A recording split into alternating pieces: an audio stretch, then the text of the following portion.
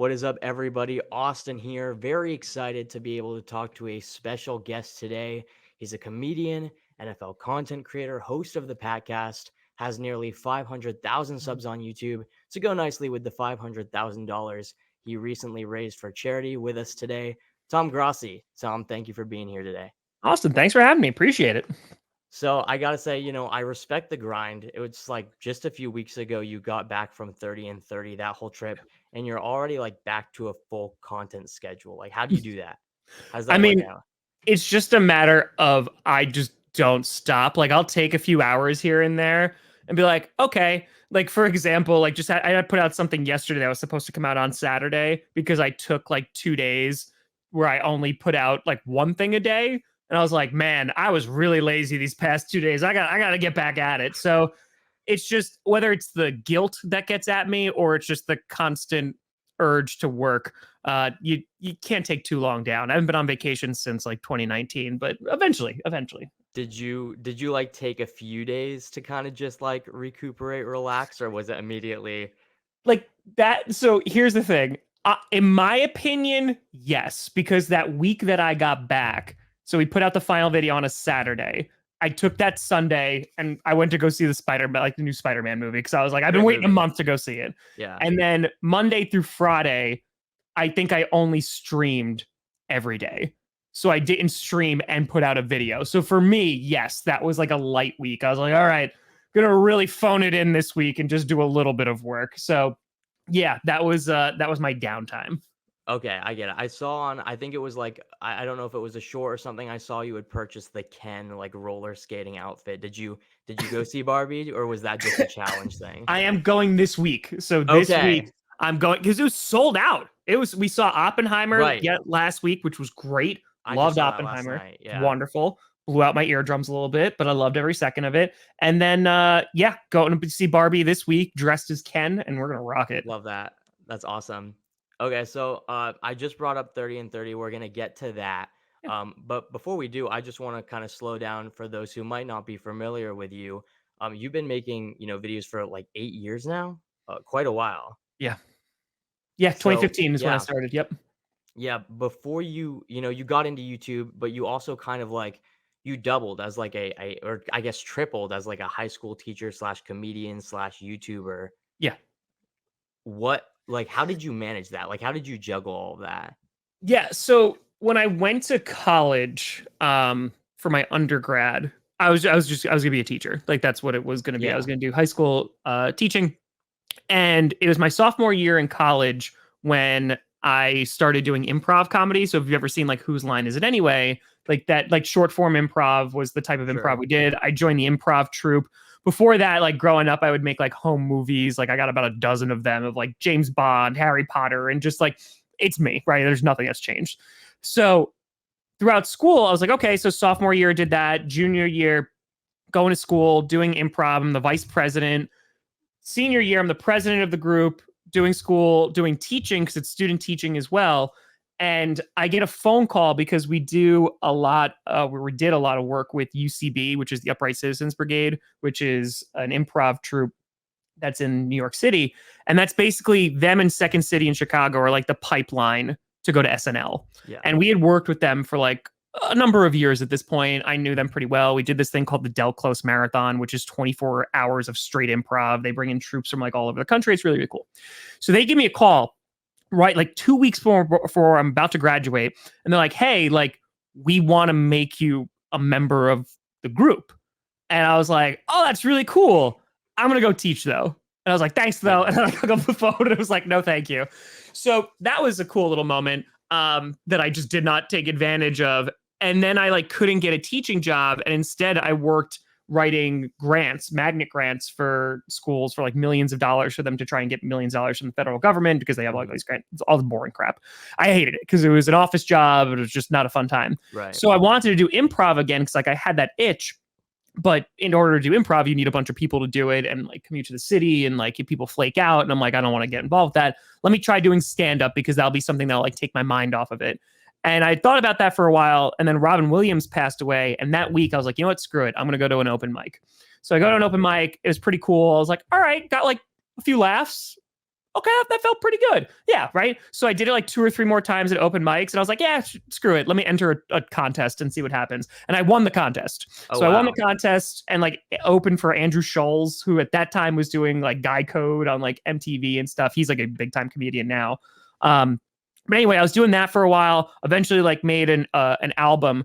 But during that time as well, that's when I got my first teaching job. And then around that time too, like 2015, in the beginning, that's when the Packers lost in the NFC Championship game Yep. against the Seahawks. Yep. So I made a video. So that happened on a Sunday. I made a video 2 days later on a Tuesday because it was such a traumatic event, like in my Right. Packers Yeah. fandom. I had the Fail Mary, which was bad, right? 4th and 26, like that was bad. Like I've seen the heartbreak, but this was on a different level.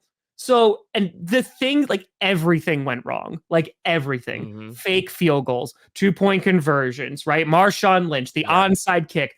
That I was like, I have to do something, like just make something, even if nobody watches it, just to put it out there in the world. Because like Right. it's, Yeah. you have to laugh at it because of how depressing it is. And I was like, this could be my therapy. So I didn't do stuff on YouTube. I literally just like crappy Sony camcorder, like whole 9 yards. I had no experience editing, uploading videos or anything. I do that. I put it on YouTube and it gets like 60,000 views. And I was like, wow, I made like $100. I was like, Sure, look yeah. at me go. Like it's crazy times. So I put it out there and I was like, okay.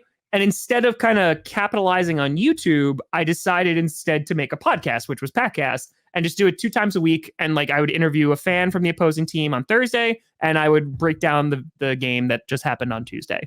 And I did that for a while, and I just enjoyed doing it. So that was like a side gig. I made $0. Like the story I tell, it took 3 years until 2018 for me to make $200. Like that, it took a while. I literally was just a side thing that I just love doing. I love I love football and love the Packers. So that was that. Then there's the comedy element, which I was doing like at night / on the weekend. And then there was like my full-time job as a high school social studies teacher. So I always viewed both of those things as kind of like hobbies and outlets. And I was like, okay, like this kind of gets my creative energy out, what have you. And then I go and do my job, which I really enjoyed doing. So it wasn't really work for me, but I like got used to like loading up my plate because I like to stay busy. And especially like the bad days at work, it was nice to have an outlet that I can like turn to be like, okay, well, this is something that I really, really love. Yeah. Yeah. You sort of answered this already, but I'm going to ask for a more specific question. Your very early YouTube days, it Yeah. was sort of a hodgepodge of you had some Packer stuff, you had some comedy stuff, you had some Game of Thrones Game of reviews. Tom's, baby. So I was that sort of just eventually you put the focus into the podcast. Was that Yeah. more of a just like this is what I'm more interested in, this is what people are watching, or was it legitimately a business decision of this is what I'm going to put all my resources into? That's a really great question. So it's kind of a mix of a couple of different answers. So being on the comedy scene, like we can get like really deep in the stand-up comedy world if you want Sure, to. yeah. So like the stand-up comedy world sucks. Like it is Yep. not fun. So it's very predatorial. So if you're like a new comic, so like Austin, you ever done stand-up comedy before? I actually have done stand-up comedy. Yes. Okay, excellent. So Yeah. do you know what bringer shows are? I don't know. I'm not that familiar. Okay, so let's just say, all right, when's the last time you did stand-up? Actually last week. Oh my God, I love it so much. Okay, Yeah. great. So you've been on like a couple times, like Yeah. Here and there. Great. Yeah. Okay, so do you know Caroline's in New York City? It's like a big comedy club, or like Gotham Yes. Comedy Yep. Club, Yep. or Yep. like Yep. okay, great. So what if I were to tell you you want to perform on that stage, right? Because it's so cool, Sure, like in yeah, front who of like, New doesn't, York right? City. Great. Yeah. All you have to do is bring 20 people who have to pay a 2-drink minimum. They have to pay for the tickets, and you're going to Really? go on for 5 minutes. That's a bringer show. So that's Okay. New York City in a nutshell, like the comedy Yeah. scene. If you're a new person, you can go to open mics, which of course you get paid $0, but you learn. And you have to pay to go into the city and all that great stuff. You can do bringer shows and perform on those big like stages and everything, but you have to basically, sell out your friends and family for them to go sit through like a 3-hour show of not great Right. comics. There's Right, that. yeah. And then there's the other angle where it's like, okay, or you could just try to figure it out and like try to get on shows, because like people won't put you on shows unless you meet people, which is why networking, which is why you do open mics, et cetera, Sure. right? So I'm doing this for a while. I did like 3 bringer shows and I'm like, I'm never doing this again. I'm like, this just doesn't make sense because nothing's coming out of it, right? Hmm. Like I'm bringing people, like people are coming to see me. It's all my friends and family, but they're coming to see me. But I'm like, they're spending a ton of money, which doesn't make me feel great.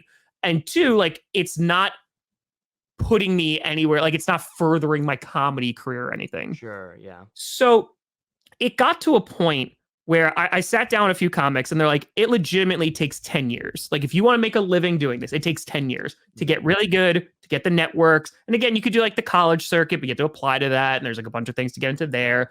All your friends and family are like, why don't you just go on SNL? Like, that's an easy thing to do. Why not? You know? Yeah, why not? Just let me just make a call to Yeah. Lorne. So I basically turned around, and after I saw like Game of Thrones, for example, like I did a reaction, spoilers for Game of Thrones. I don't think we have to do this. You're okay. A major character died, and I did like a reaction of that, and it made its way onto like Good Morning America.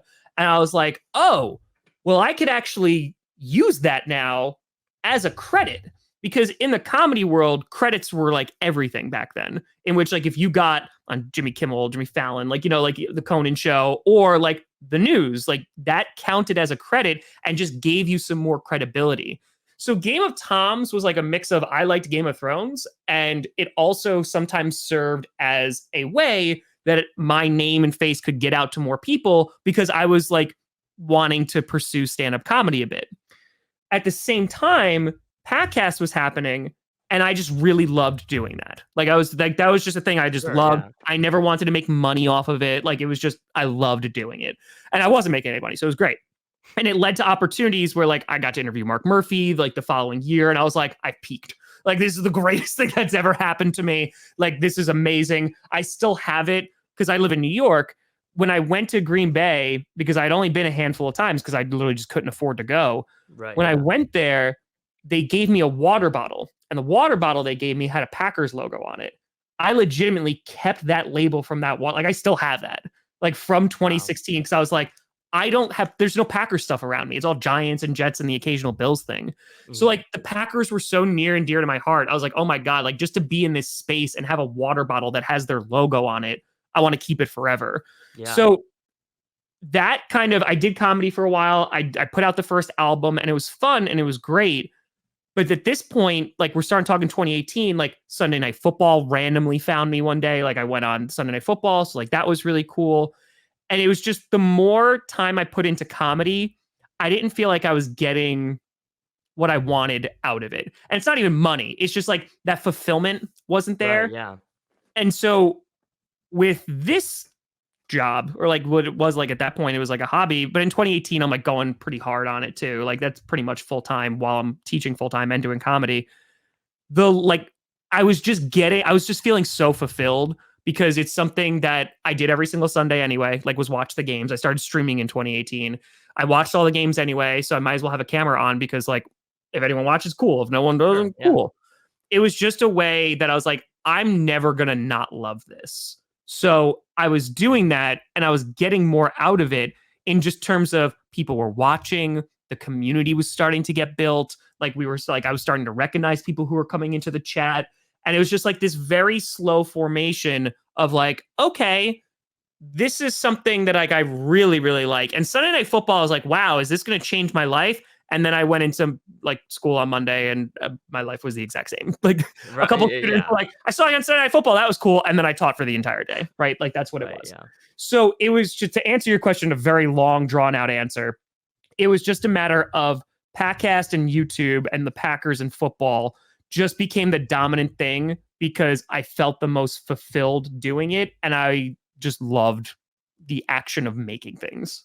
Yeah, no, I love that. And obviously you eventually did grow to a point where, and I want to talk about this, you did, quit teaching and you quit your Yeah, job and you moved into YouTube full time. And I remember seeing that video and seeing that like that whatever announcement video where you kind of did explain that. And obviously that's a big risk for any sure. YouTuber to just say, I'm going to leave my stable paycheck and move into YouTube, which is a very, very just risky business. So what Yeah. goes into a decision like that? And I think you also posted something, and I don't want to get too ahead of ourselves, but you posted something recently where it was like celebrating the 2-year anniversary or Mhm. whatever of that decision. So what went into that decision, and where do you feel now you are after making it? Yeah. So, I mean, it's terrifying, right? So, Sure. I taught full time for 6 years. And in that time, I was doing YouTube the entire time. And for 4 of those years, I was also doing YouTube full time. So, I was just doing both. And when I started to kind of like drift away from doing stand up because this just started taking more of my time and I was working full time, I was like, okay, then that's like incorporating the comedy element to the football. Like I can scratch, you know, both niches with doing that. Um, so the first time that I quit was actually in 2019, because in 2019, that September, I left my teaching job. I was teaching at an all girls private Catholic school, and I was taught there for 4 years. And then I made the decision to take a $10,000 pay cut, a 90-minute one way commute to go teach at a public school, because I was told like that's the progression. You teach at a private school where there's no tenure, there's no pension, there's nothing like that, and you get into a public school, you get experience there, and then you go to a different public school that you like, is more nearby and closer to you and what have you. So I did that. 90-minute commute, woke up at 4:30 in the morning, had to leave my house by 5:30 to get there at 7. Fun times. They lied. Long story short, they lied to me about the job. It wasn't an actual teaching job. It was, they wanted me to hand out packets, and that's how they wanted me to Oh, teach, because like the structure they created, the school was just not conducive for teaching at all. It was a nightmare, like beyond epic proportions. And I was like, I like can't do this. Like this, I literally can't teach. Like it's one yeah. thing to take a pay cut. It's one thing, I'll do the commute. But if I can't teach, like, then what the heck am I doing here? Right. Yeah, exactly. So I said, like a week and a half in, I was like, yeah, this is not for me. And they did not let me leave. They said, you have to stay here for a month Oh, man. starting now. And if you don't, we're going to come after your teaching certification. So, like, we're going to try and like Wow. get it taken away from you. So I was like, that's stressful. So I said, okay, screw it. Put in my month's notice. They hired a guy like 3 weeks later. He quit before the end of the day. So I had to stick it out for the rest of the month. So it wasn't just me. And I quit, and I said, okay, this is 2019 now. So this is fall of 2019. I go, all right, I'll sub. Like I'll just be a sub somewhere, Sure. and I'll do YouTube. Now at this point, I am not making really any money from YouTube. This is 2019. I think, yeah, in 2018, I think I there's no way I made like more than $11,000 for like in total from 2015 to 2019. Like Mhm. there's no way. Like that for 4 years, like I made maybe $11,000 like total, right? Dang. Which for me, I was like, this is great because I had a teaching job. So I was just like, cool thing. I Sure. never spent it. I literally never spent a dime except to upgrade lights, to upgrade this so my microphone didn't sound like trash. I eventually bought a camera. And I was like, okay. So I made a video in October, September, October of 2019 saying, like, I quit my job. I'm going to try to do this. I'm going to try to do this. I'm going to try to be a sub. I go to be a sub.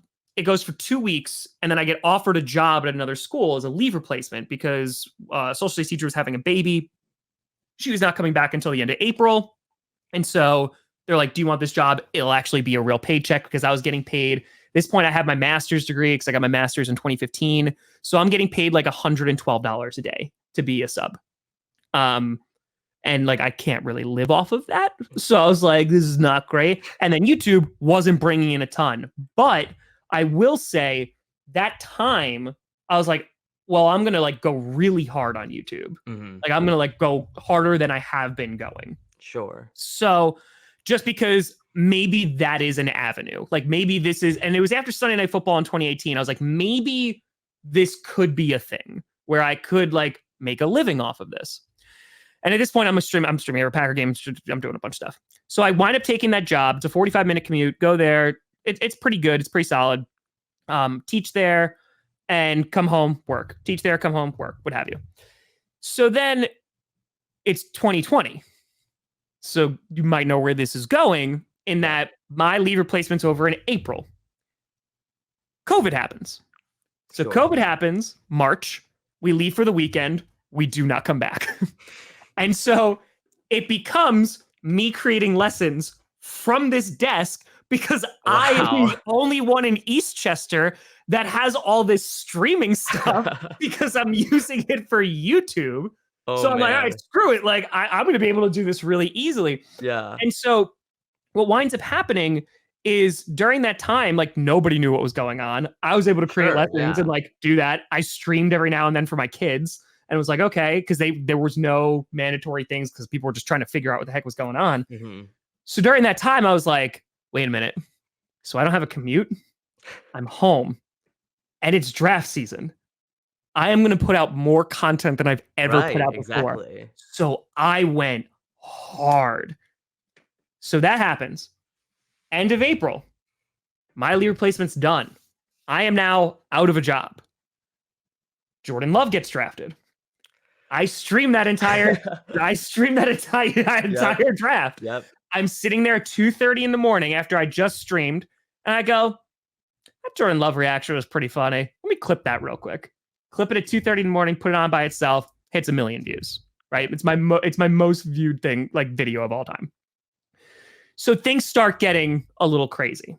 Now I'm still not making like great money, but I'm making money where I'm like, okay, maybe I don't have to teach. Like maybe I can just do that. And so for those few months, like from April throughout the summer, I was putting out multiple videos a day. Like I was streaming all the time. I was streaming games. Like I was doing Madden. And it was a matter of like, this is the first time in my life where I don't have 2 full-time jobs. So I'm going to take all the time I was doing for teaching, which I don't have right now, and I'm going to pour it all into this. So like, I'm going to take the 15-hour days that I was working for teaching and YouTube and just make it all for YouTube. Because I was like, why not? And it was going well. I was seeing growth. Like it was really, really good. The problem was I legitimately had a fear because nobody knew if COVID was going to cancel the NFL season. Like that was there was a time like during that spring, summer where that was being talked about because like the NBA, they stopped that. They put them in a bubble. I'm like, you can't put the NFL in a bubble. Like that's a little bit more difficult. And I remember like going through, I was like, how are they going to pull this off? And like everyone's terrified of COVID and everything like that. So I go, okay, I have to get a teaching job. Like I have to, because if it turns around come September, there's no football. Well, now I have no job and now I'm screwed. Right? Yeah. So I go, okay. So I get another job. It's only like 15 minutes away from my house, which is great. Right? Unfortunately, 4 out of my 5 classes are seniors. So we're doing it via webcam. I have to go into work, but we're doing it via webcam. Mm-hmm. I don't know what 90% of my kids look like until June when they graduate. Wow. Because they don't have to turn their camera on because there's like privacy policies and all that great stuff. And so it was like impossible to teach. So it really like crushed me at work because I was in another situation again where I really like couldn't teach. You do the best you can, and you still like be the best teacher you can for your students and everything like that. And I did. I worked really hard for that. But it wasn't like real teaching. It wasn't like working with kids one-on-one. It wasn't teaching them how to write. It wasn't there like grading it in real time. It was me talking to a bunch of like avatars on the computer. And again, I knew how to do this really well because I've been streaming now since 2018. Sure. So in the 2020 year, I just go like balls to the wall insane with content. I am streaming more than I've ever streamed before. I am putting out so much content, and that year from September to June during the football season, I got 3 hours of sleep a night because I'd wake up at 5:30 in the morning. I'd go to work. I'd get out of school at like 2:30, 3 o'clock, and then I'd work until about 2:30 again. And I would just put out content after content. I had started the East Saga then. I was writing scripts while I was on during study hall, while I was just there monitoring. I was like, all right, I'm going to start doing work. I have a really quick story. JJ Watt got released by the Texans, and it was a big story at the time. So that happened in my 3rd period class. I had to teach 3, 4, and 5. So it happened in my third period class. My kids are doing work fourth period. I write out a quick like little notes. Fifth period, teach them too. Sixth period is my lunch. It's like a 40-minute period. I race home. It's 15 minutes. I race home. I record the JJ Watt video. I edit it. Wow. I upload it. I drive back and I get into my seventh period class as the bell's ringing. Wow. That's what I did for a whole school year. That's nuts. Yeah, it was wild. So the thing was, I had been working multiple full-time jobs now for a while. But at this point, I was putting so much into YouTube and I was teaching full-time. I was so burnt out, like just mentally, like destroyed. I had personal stuff that was going on too, which was problematic, right? As I was going through a divorce, whole 9 yards. So like it was just a clutter, and I still was like streaming every playoff game, like doing all this stuff because I was like, this is really like what's bringing me joy right now. Like this is what it is. Like talk about that fulfillment, and I'm seeing numbers go up because the thing about YouTube, it is the only job I've ever had that the amount of effort that you put into it, you will eventually get it back, right? Sure. So the more that I streamed, more numbers went up. The more videos I put out, more numbers went up, right? The more effort I put into the videos, the better they were received. And so like for me, I was like, oh my God, this is amazing. Because you could teach, you could create the best lesson plan in the history of the world, right? And it could crap the bed, like, 2 periods that you're doing it. It could go really well. And then the next day it's time for a new one. Like, that's it. You're not going to get a raise. You're not going to get a pat on the back or anything like that. And I don't need any of that stuff. But the point was, this was the first job that I had where it was like, oh, here you go. Like, you did good. Yeah. And I was like, cool. Like, this is great. Like, you get to see your work in real time get received. You put out a video, within 5 minutes, you're going to know if that video is good or not. Right? Because the comments will tell you. So it was at that point where I said, okay, like this is December now of 2020. Yeah, to about 2020. I knew in December I was quitting my job in 6 months. Like June 25th, the last day of teaching, I put it in my phone. I wrote last day of teaching. I had a school calendar every day. I put an X through a day when it was done. Right. And I did that for 6 months. Mm-hmm. And so by the time I got to that point, because I was leaving a pension, I was leaving benefits, like health benefits. I was leaving, like you said, like a paycheck that I knew was coming in because I don't take sponsorships, right? Like I do it for like GPS or I'll do it for clickbait, but I don't take sponsorships. So like I have no guaranteed money every single month. Like the only way that I make money on YouTube is by working every day. Yeah. And so I put out content 5 days a week since August of 2019 because that's always how it's been. So I was like, okay. So June 25th, when I actually quit, the amount of relief that I felt was so immense because I was like, okay, this is either going to work because of me or it's going to fail because of me. So I was like, all on my shoulders, let's go. And since then, there hasn't been like a day during the football season where I'm not working at least 15 hours a day to try and get content because it's that same level and same amount of hours and work and effort that I was putting into 2 jobs. But now I get to do it for 1 and like it worked. So I basically took years of like building a savings, being able to do this, working 2 jobs to go, okay, I quit once. It didn't work. This time it's either it's sink or swim. And like we swam pretty well. Yeah, that's really impressive. And I think it's so good that you share these stories and talk about this experience because on the outside looking in, not even just for NFL content creators, but for YouTubers in general, I think there is this conception that the YouTuber lifestyle is a lavish one. It is a pretty fun one. But you tell these stories and you explain how you got here, and it's a lot of work. It is not everything that it may seem on the outside. So I mean, like, let's have some honest truths here, right? Sure. My job is talking about football. I'm the happiest person on earth. Like, people are like, I'm working 15-hour days. I don't care. Like, I remember on Christmas, I streamed 2 games on Christmas this past Christmas. One was the Packers-Dolphins game, right? It was early in the day. And then I did every primetime game. So I had to stream Trace McSorley and the Cardinals facing the Patriots. The Buccaneers. Excuse me, the Buccaneers. I remember that game. Yep. I knew this game was going to be trash. And I was like, on Christmas, I really don't want to spend 3.5 hours doing that. I literally said that to myself out loud. And then I was like, you idiot. You are complaining about streaming a football game. You get to do this. Right? Shut up. And I was like, That's a good point, inner self. So like that's the one honest truth, right? Of like I am very fortunate to the point where I literally I've made this my job, right? And it took so much sacrifice and work and effort, and it still continues to do so. Yeah. And then there's the other half where I'm going to get outside of sports YouTubers for a second. Yeah. There are YouTubers who put out a video and it gets them 10 million views. They don't have to work the rest of the month. Like they can go on vacation. They can go do X, Y, and Z because they make my yearly revenue in like 3 months. So there's that component too, is that sports is like such a fickle market that like July sucks because there's no football. Like, it's like camp is just coming back. There ain't nothing out there, Austin. Nothing. So, but I'm still putting content out 5 days a week. So yes, it's a mix of both, but I've had so many people throughout the year. It's thousands of people at this point. I want to start a podcast. I want to start a channel, and they ask for advice every time. And every time I give the same exact advice. I go, do it because you love it. Because if you don't, you're going to hate it.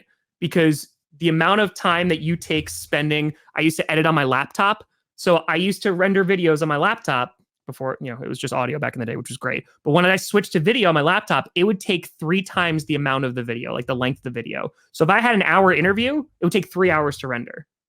So I would do that. I would spend 4 hours just recording and editing, and 3 people would watch it.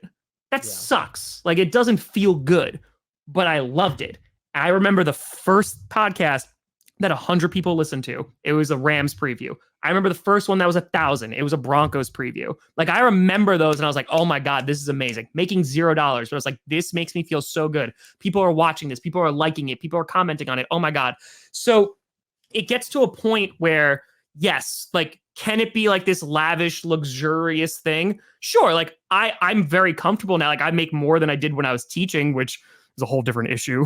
Like, that's a systemic issue. Yeah. Okay. That's just a sad fact. But at the end of the day, like, it's work. Like, it is work. It's a lot. It's like, again, I didn't train for any of this stuff. I didn't go to school for journalism or any of this stuff. So yeah, it's work. But if you do it because you love it and you get into it for the right reasons and you make good content and you're consistent and you're just doing it for years, because that's usually how long it takes, then yeah, like, you got a shot. Yeah. Well, I want to move on to 30 and 30, but before we do that, just one last thing I wanted to get to. Obviously, you are very passionate about the content you put out, and you've been killing it, but you make a whole lot of content, just in terms of variety and what I love is that you talked about your background in comedy. You've sort of implemented that into your football content. Do you prefer doing those skits, that, comedy side of it, or do you prefer being the analyst, being the news guy, being the Packers guy? It's a great question. I love both. In terms of ease, I like the comedy aspect, because a lot of the skits and stuff, like, anytime there's news that breaks and I do a reaction video, none of that's planned out. I grab a jersey and I sit on my couch and I turn on the camera and that's it.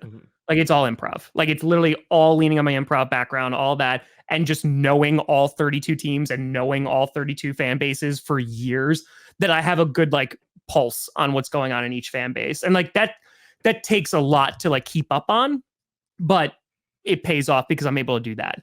But then there's days where, like, I just love breaking down the Packers. Like, there was a video I did a few years ago about the Bears, that, like, Mitch Trubisky wasn't the problem, right? Like, it was like more, and I loved doing that video because it just breaks it down of, like, here, because it's basically what I taught my students for years. Like, when they're writing an essay, you're making a point, back that thing up with evidence, right? So it's like, hey, here's what I think. Here's all the evidence that supports this claim. Have a nice day. So I love that mix of both. But like, when Sunday Night Football happened in 2018, the amount of people who said you should change your YouTube channel name to Packcast because people will be able to find you. And I said, no, it's always going to be Tom Grossi, because it's just going to be me. Whether it is football content, whether it's skits, whether it's Packers related, whether it's whatever, like, it's just going to be stuff that I make. So that was kind of the logic behind it. But yeah, no, I love a healthy mix of both. The analytical stuff gets really, really fun when I do, like, deep dives. And then, like, the comedy stuff, I like telling year-long stories. So it kind of just scratches both those itches of being creative while also, like, being serious and being like, hey, here's what I think the Packers are going to do this year. Yeah, that's awesome. So 30 and 30, it is, I'm sure you've talked about it to death at this point. But it was awesome. Just for those who Thank are you. not familiar with the trip you went on, could you just briefly explain exactly what 30 and 30 was? Yeah. So in June, I went to 30 NFL stadiums, all 30 NFL stadiums in 30 days to raise money for St. Jude. And it was insane. Yeah, That's like the brief right. synopsis. No, exactly. And it's crazy. Before I even get into any questions about the actual event, I can only imagine what planning that trip out was like. What was that process? How long did that take? So I came up with the idea February 14th of this year. Um, and I didn't even announce it until draft night. So Yeah. from February, mid-February, all the way until draft night, all planning. And that was like I had to talk to people and be like, is this a good idea? Like, is this crazy? Because I think it's a really good idea. Got in touch with the NFL, who said that they were going to help. They wind up not, but it's all good.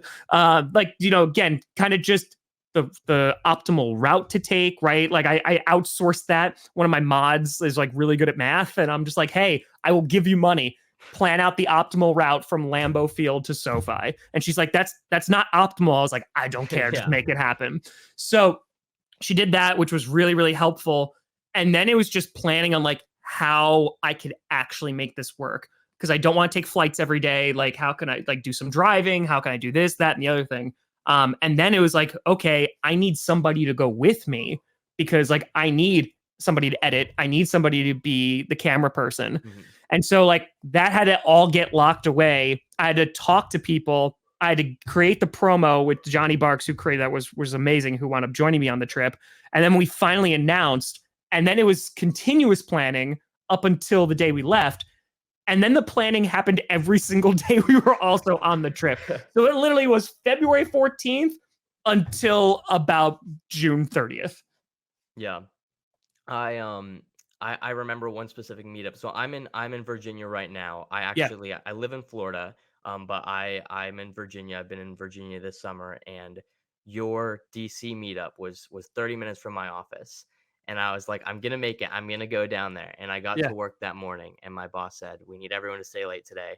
No, I can't go. And I was like, dang it. I was very frustrated. But with that being said, you had a lot of fan meetups. You talked to a lot of individuals, a lot of people. Yeah. Were there any even just communities where going into it you were like, oh, I don't know how this community is gonna welcome me, or I don't know about this group, or people been telling me to stay away from this city or whatever, Yeah. and then you got there and you were like, all those were wrong. Like they were Yep. great. Yep. There's two places in particular that people warned me about nonstop, and that was Detroit and Baltimore. Mhm. And those were some of the best days of the trip. Detroit legitimately saved 30 and 30 because the day before was Chicago, and Chicago was so it had nothing to do with the people. Like the fan meetup was amazing, but everything went wrong in Chicago. Like everything went wrong. Like to the point where Johnny and I are looking at each other like, oh my God, I don't know if we can do this kind of thing. And Detroit was so good that it kind of was like, oh no, we can do this.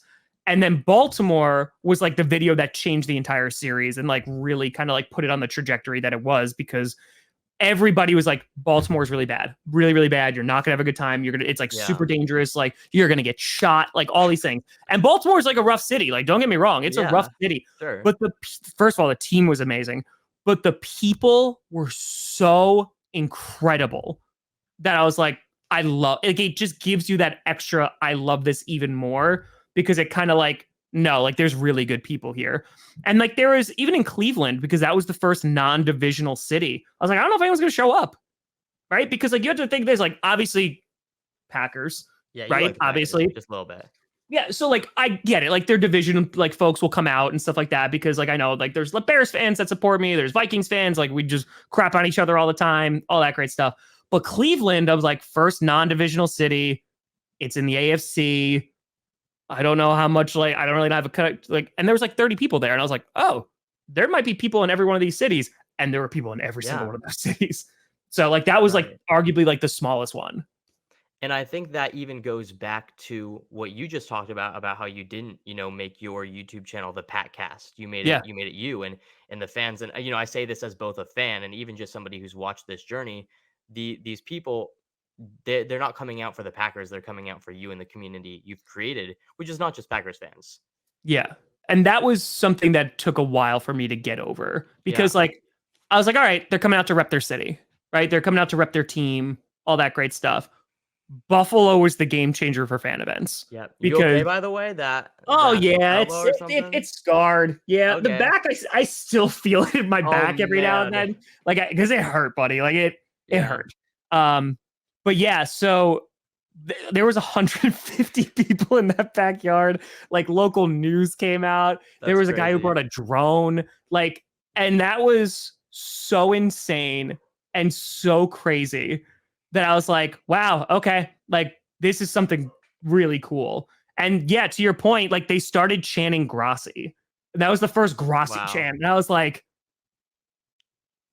this is weird. Like this is because again, Yeah. like Austin, like I am a dude in his basement who usually makes content Yeah. talking to myself in the basement. I'm talking to a webcam, I'm talking to, a camera or something like that. It's just me. So to go, and I've done that for years. And like I'm telling you how much I work during the football season, I don't get out a lot. So for me to go out, I've been recognized in New York 5 times, maybe. And that's like since I started, maybe. And that might be a little generous. I go to Green Bay, happens during training camp or whatever, right? I'll sign stuff, like I'll take pictures. And there's like, there's like 4 or 5 people a day kind of thing. And it's like, okay, like game day, there'll be some more people. But it's like very small. It's very like, okay, what have you. To go there and like to some of these events and there's 200 people there. And it's like you said, they're there for you. I'm like, this is strange. Like this is crazy times. That's nuts. Well, I'm looking forward to seeing, as you continue creating content because you're getting into your busy season now. Yeah. This is where it's like full steam ahead. I kind of, it's funny now that I say, we're not talking about the Packers, we're talking about you. Now I do want to talk about the Packers. Sure. And this is sort of where I get to geek out for a bit because I'm talking about the Packers with Tom Grossi. This is awesome. But I feel like as a Packers fan, this is a very strange season we're heading into. It's a very new season we're heading into. So what are your thoughts going in with Jordan Love, with a young batch of wide receivers, with both, or even Matt LaFleur a little bit not on the hot seat, but this is going to be a defining moment for him. So like there's so many question marks heading into this season. Yeah, I think it's like the first thing that comes to, there's 2 feelings. There's a sense of relief, Yeah. and then there's a sense of excitement.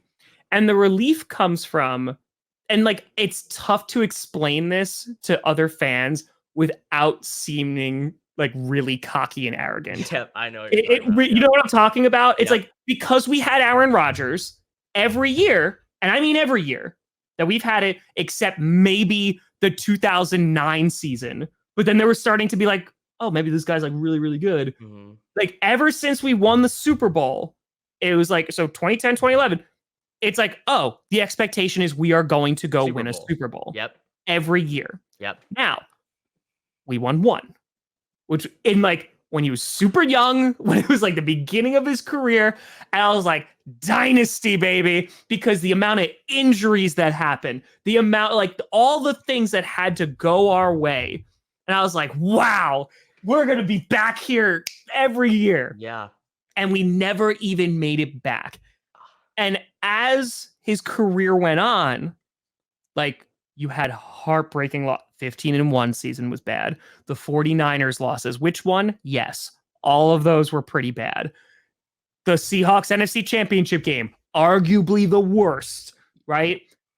And then it was the 2020 and 2021 season. Because 2019 we made the NFC Championship game. I was like, I don't even know how we made it. Like we like snuck on a plane, and I was like, we shouldn't have been here. Yeah, but no, exactly. It's fine. But that following year, I was like, okay, we're gonna be good then. That's the COVID year. I was like, this is our time. We could beat the Chiefs, like a battered offensive line, lose to Tom Brady. Then that following year, 2021, best in the entire freaking conference again. And then special teams winds up shooting us. Our offense can't get it done. Like Mercedes Lewis fumbles the beginning. Like it just train wreck, right? So last season, you have that expectation, but like you lose Devontae. And while MVS wasn't like the game changer, like he helped, right? Like he definitely complimented well. He was the speedster. But everything else, you're like, okay, we didn't lose anybody else. So like we should be okay. And then that season just did not go well. So this season, for the first time since Brett Favre, I don't have the expectation of Super Right. Bowl. And like again, that statement is so arrogant and like No, because I get it. it is. Yeah. But legitimately, I'm like, okay, so if we make it to the wild, if we make the playoffs this year, I'm gonna be like, we That's a could lose win, yeah. 45-0, right? And I'd be like, let's go. Because Yep. then it's like we have something to build upon like year after year. So that's where the relief comes in. And the excitement comes in because truly, people keep asking. I have no idea what this team is going to do because Jordan Love, nobody knows. He has the best day of his best camp, right? Like that best practice, like the other day. He had like the best Saturday. practice of his entire like career. But that's camp.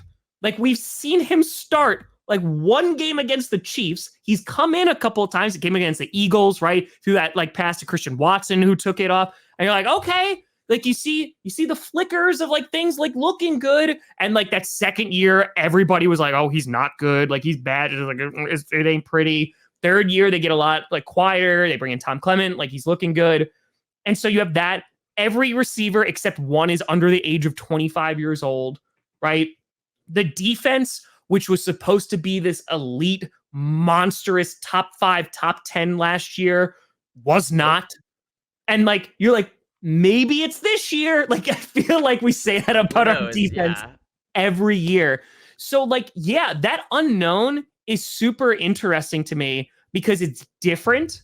It's like, it's an Aaron. This is the third time in my life where there is going to be a different starting quarterback, not named Brett Favre or Aaron Rodgers in September. That's crazy. Yeah. Like, I'm going to be 33. Like, that's crazy. So that's where the excitement comes in. And I personally, as a fan, let alone creator, I've never experienced a season like that for my team. So yeah, like I'm pumped and ready to go. And unless they're catastrophically bad, like I don't know, like I'm just kind of ready for whatever the season looks like. But I'm also of the mindset, let's see who's actually good at their job. Because it seems like there's some Packer fans out there that are like, oh, like we got to defend this person, this person, this person. And I get it, right? Because it's like your team and things like that. But let's find out like how good of a coach Matt LaFleur is. Sure. Like, let's find out like if Goody, who is constantly like under attack by our fan base, outgoing fan bases, Pat McAfee, Aaron Rodgers, let's see how good of a GM he is in like putting this team together. So like Joe Barry, Joe, it's your last season, buddy. Like, I don't know what to tell you. Like, it's now or never. Yeah, you had like Preston Smith against Justin Jefferson or whatever. Yeah. I don't. Yeah. The point is like, I'm all about accountability. Let's see how good they are. Because if there's pieces that aren't good, then either we work to make them better or they're no longer with us. Like, and I'm okay with, like, I'm not afraid of losing a particular player, coach, GM, because I just want what's best for the Packers and for them to be the best team possible. I don't care how that happens. Yeah, that's a good point. I think there are plenty of things to be excited about. I also just think that there feels like a new energy around this team than there has been in years prior, especially because years prior, the offseason was literally just Aaron Rodgers. Like every offseason, the story is Aaron Rodgers. And now it's like you have a bunch of young guys who seem to be really clicking, and there's an excitement there. Even Aaron Jones, amidst all the running back issues and stuff, and he took a pay cut to stay with the team. So these players want to be there. They believe in Jordan Love. I was not one of the people, calling for Joe Barry's job at the end of last season. I thought he made enough improvements to justify keeping him around, but I agree. This is going to be a year where it's, like you said, who's good at their job. So it's going to be an exciting season.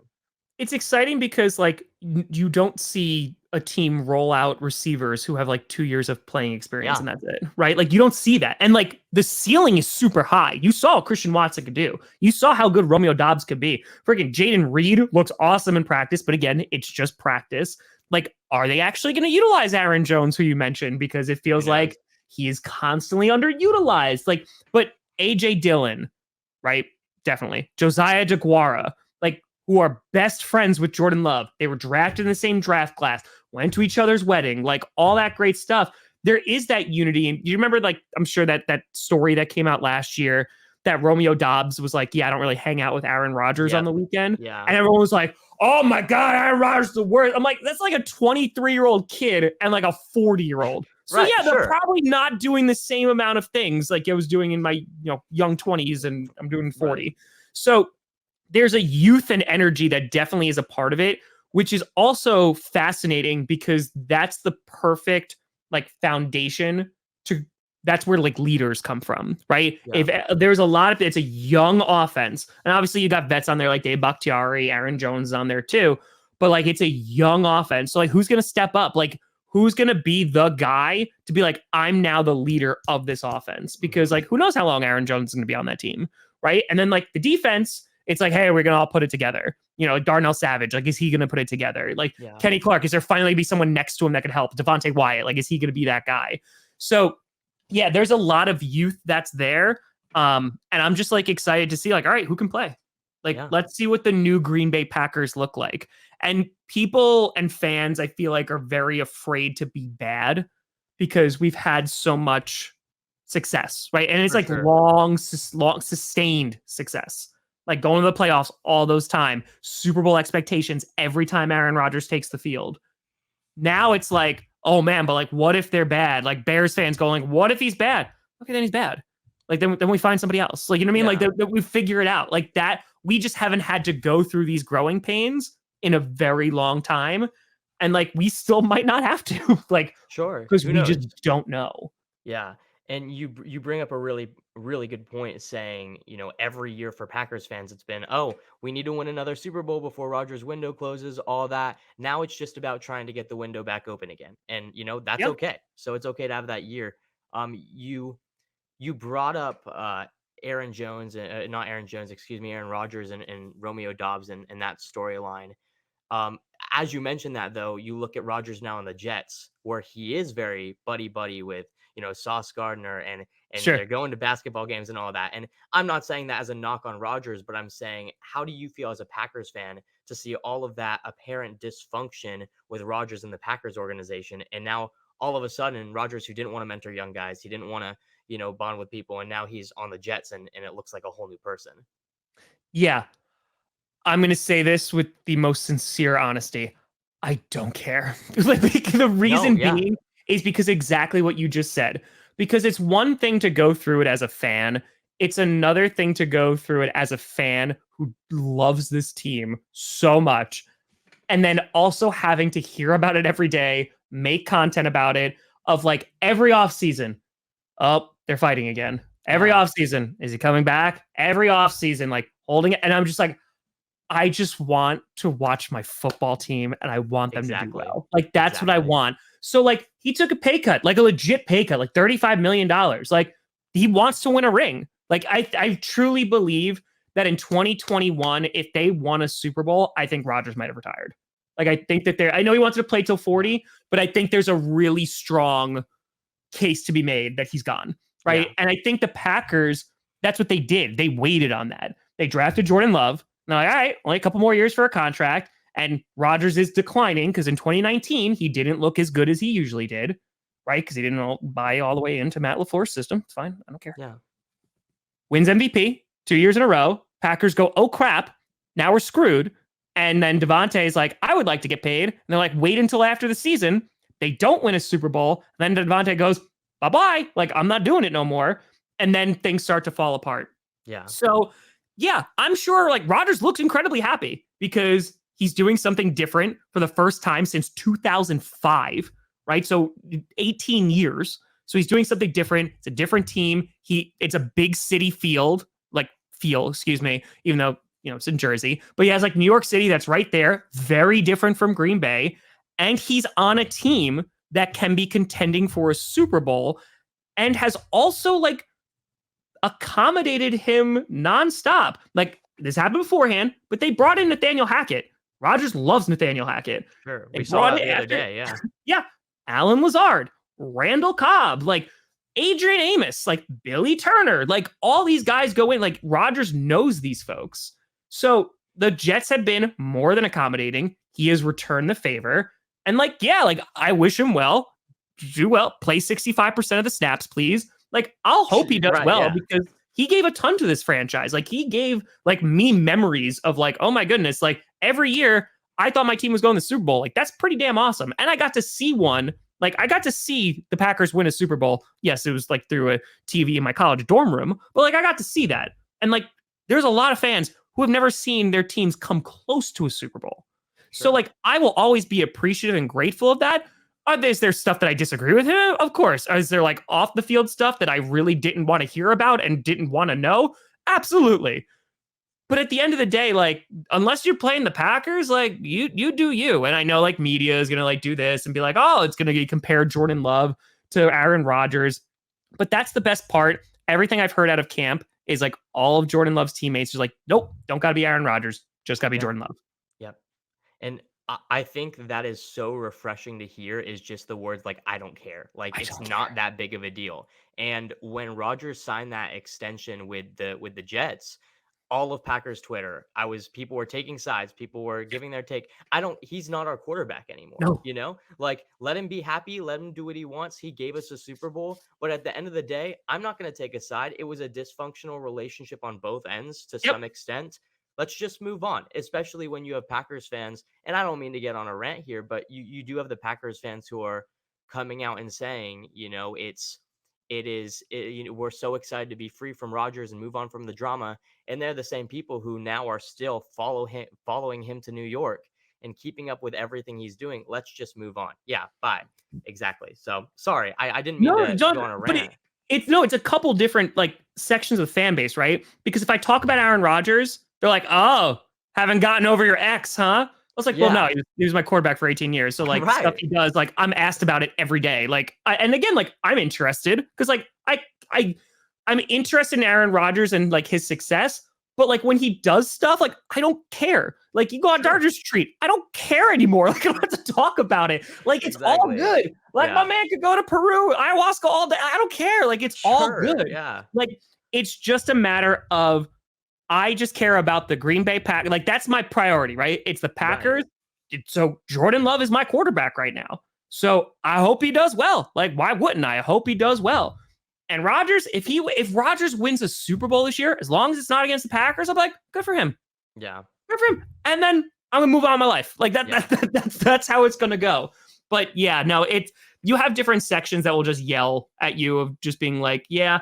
I will say the people that have supported the Packers as bandwagon fans, and if the Packers are not great this year, and maybe they're not good for a couple years, I cannot wait for the exodus of bandwagon fans. I like that. I Yep. will not miss it all Yep. because it's like only because they're good. I'm like, no, nope, bye bye. Like Right. the booing at Lambeau. Like we were down at halftime by like a touchdown. The offense would do, there's boos raining down, and I get it, like you buy a ticket, you do whatever the hell you want, but it's like, guys, really, like really, like or like there will be a running like the first drive, Austin, the first drive of games, they'll there'll be like a 20-yard run that the opposing team will do. And they'll be like, same old Joe Barry, and like flipping things. It'd be like, Yep. it's just, Yeah. I'm like, guys, it was the first play of the game. You know what I mean? Like it's that kind of Let's stuff roll in, right. where it just drives you a little bit crazy. But yeah, like Aaron Rodgers, I'm super grateful. Like they're going to bring him back. He'll be in the Hall of Fame. He'll be in the Packers Hall of Fame. He'll retire the jersey, the whole 9 yards. Great. Can't wait for that day to happen. I'll probably go. And until then, like best wishes. Yeah, absolutely. Well, our time is coming to an end. I just have a few more questions for you Yeah. before we wrap this thing up. You have obviously, like I've said, achieved a lot with the Pack Cast. Um, Probably a good way to word this is where do you see both you and also just the Pack Cast, 5 years down the road? Is it a kind of just I'm just going to keep on doing what I'm doing, this is working? Or is it like we need to be bigger, we need to expand? Mhm. It's a bit of both because I can tell you where I'm not going to be. Like, I have no interest ever of joining a network ever, Okay. ever. I Yeah. have no interest ever of working for the Green Bay Packers ever. And the reason being is because the Packers for me, and the analogy I always had in my head, I imagine the Packers as like a tower, right? The first time I walked into Lambeau Field and I was like, holy crap, this is the greatest place on earth. The first time I walked in to interview Mark Murphy, I was like, oh my God, can you imagine? Like, I got a job here? Like, that would be crazy. And the amount of like knocking on the door, and the Packers do things, they're very traditional, they're very like insulated. I was like, well, why don't I just build my own tower? It's the same exact thing with stand up comedy. It takes 10 years to get good at that. Well, why am I going to do that when I can do it at my house? And I can like try to build something here that will probably be more successful than any stand up career that I could possibly have. So 30 and 30 changed the way I looked at content forever because from people being in the live streams to like the comments and everything like that, people came out. Like they legitimately came out. Um, and like there was such an energy of like it was just wholesome and positive and it was for charity and it was all that. So I want the platform to be bigger so we can do bigger things and help more people Right. because that is always going to be tied to this. Like as big as I get, there's always going to be the fundraising component, there's always going to be the giving back, there's always going to be the highlighting of smaller creators, there's always going to be the raids, there's always going to be that stuff because I feel like that's just what you're supposed to do if you have a platform. It's what you're supposed to do even if you don't. But um the ideas that I've had that have come out of 30 and 30, I have started to look at the media landscape as a whole. And in previous years where I'm like, damn, I wish they would do this, I've just decided I'm going to do that and see what happens. Hmm. So, yeah, I'm going to keep on doing what I'm doing. But like, not this season because it's like the last normal season I'm going to have. But these next couple years are definitely going to be pivotal because I'm going to take some really big swings and see if they work. Yeah. Well, best of luck with those swings. You can't say anything, can you? You can't tell I us well, the one anything? that's been it's already been really. I already said I'm going to do it. So like not this season, but the following season, I'm going to go to a game in every single stadium and have like a massive tailgate outside of Oh, every sick. single stadium. So like that will be Awesome. great. And then the year after, like 2025 is going to be insane because the Packers are hosting the draft, which is going to be wild. So I'm planning on doing like a live draft party in Green Bay, and yeah, that Yeah, following season is going to get crazy. So I'm for super sure. excited for it, but I think it's just a matter of like this community is so supportive. They really support the crap out of me, and like I appreciate the heck out of it. So yeah, like I just want to keep on kind of pushing the envelope and see, how big we Right. can make this. Yeah. Well, I think you provide a perfect segue into sort of my last question. In talking about not wanting to join a network, not wanting to, even work for the Packers. You Yeah, posted a video, I think a few days ago, called "The Future of Sports Media." That was the title. I don't. It was like 3 days ago or something. yeah, Um, I really enjoyed that video. I yeah, watched it, and you did highlight how a lot of the bigger networks, bigger, what was seen as the titans of industry, like ESPN, like even NFL, they're showing cracks and they're starting to, lose a little bit of relevancy. Part of it is because of, creators like you who can now, pick up a camera, like Pat McAfee and his show. And obviously he went to ESPN. But this question is sort of two parts to it. As one, what can those, big conglomerates do to try to maintain relevancy in what is, they're slowly losing grip on it because of yeah. guys like you, but also, and not to overwhelm you with this massive question, but Okay. also, for people listening and for guys like me who are trying to, carve their own space in the NFL content community, how do you go about doing that? Is it really just as simple as picking up a camera and making videos? Yeah. So the first part is you're starting to see because those big organizations are massive. And because like with their size comes a ton of money Hmm. in sponsorships, in paying rent, in paying their employees, in overhead, like in all of these things. So every month they have to meet quotas, right? In which they have to bring in a certain amount of revenue or they're not profitable. Me, I'm a dude who's got as long as my electric, I got to pay my internet bills, I got to pay for my dogs and cats. Like, I don't need, I need a few $1,000 a month, right, to be able to Right. live and survive. They need hundreds of thousands of dollars, sometimes millions of dollars a month. So there's a difference in scope. On top of that, the way that they can change is like they need to admit they're not the top of the mountain anymore. Yeah. And they already have started to like ESPN acquiring Pat McAfee is a huge move because it's ESPN kind of throwing out like the life raft there, going like, hey, we need to bring in a guy who is like the YouTube sports creator, right? And bring him in and hope that that level of success and his community follows that. Because Sure. let's be very honest, they're acquiring Pat McAfee, but what they really want to acquire is his community of people that watch, The that audience, yeah. interact. That's why FanDuel loved him so much because Pat McAfee could go, I'm going to bet on this game, and he could move betting lines. That is insane amounts of Sure. influence and power. So the problem with that is his community loves Pat McAfee because it's the Pat McAfee show and they can do their own thing. How much of that community is going to follow over? We're going to see. So they are leaning into the NFL. You see all the TikTokers that they're bringing out, like for the draft things and stuff like that. Amazon's like bringing out, and this is, there's no slight here. Like Amazon bringing out Dude Perfect, and like I liked Dude Perfect when I was like 20. Like that was cool. Like, and they do cool stuff. They like make millions of dollars. Like that's all great. But like that's nothing to do with what we're talking about, right? Yeah. Like as a Packers fan or any fan being like, why am I watching this? Like it's not doing anything. So I've always been of the thought process, if you can build a community along with your content, that's where it really goes. So to answer your second question, is it as easy as picking up a camera and recording content? For some people, yes. For some people, like they could do that and their content is just so cutting edge and so good, or they have a ton of money behind it or resources or whatever, they're able to do that. That's not the majority of people. For the majority of people who are just like regular, everyday, normal people who want to like get into this space, it's consistency. It's doing something that's going to make you stand out, whether that's their personality, whether that's your content, you have to do something that's like going to make you stand out. And then the other thing is like you have to, the reason that consistency is so important is because you could be a creator that has 1 million subscribers. And if you put out content and they're like, okay, yeah, you'll get good views, like all that great, wonderful stuff. In my opinion, the more powerful thing is you could go out in public and people come out, or you can go and raise money for a cause and people will donate their money to that. That's the bigger thing, because that is actually a community that will support you.